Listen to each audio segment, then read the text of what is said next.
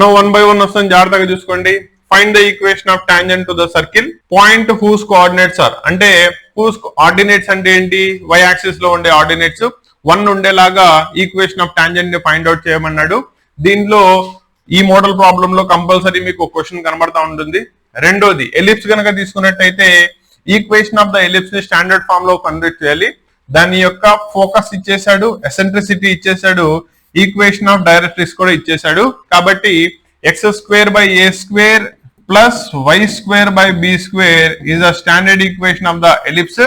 దీంట్లో మనం correspondingly length of the major axis ఎంత అవుతుంది, length of the minor axis ఎంత అవుతుంది, అండ్ వర్టెక్స్ ఇవ్వలేదు కాబట్టి వర్టెక్స్ ఎంత అవుతుందో ఫైండ్ అవుట్ చేసుకుంటే ఈక్వేషన్ ఆఫ్ ఎలిప్స్ ని డెరైవ్ చేసేయచ్చు.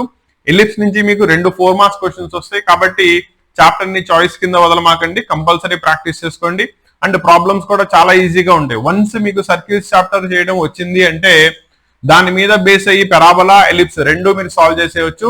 కాబట్టి దీన్ని మైండ్ లో జాగ్రత్తగా గుర్తుపెట్టుకోండి. సెకండ్ ఇయర్ వాళ్ళకి కాబట్టి ఇక్కడ పాయింట్ చెప్పాలి, మీకు ఎంసెట్ కి సంబంధించి మన క్యాంపస్ లో ఆఫ్లైన్ క్లాసెస్ రేపు 23rd నుంచి స్టార్ట్ అవబోతున్నాయి.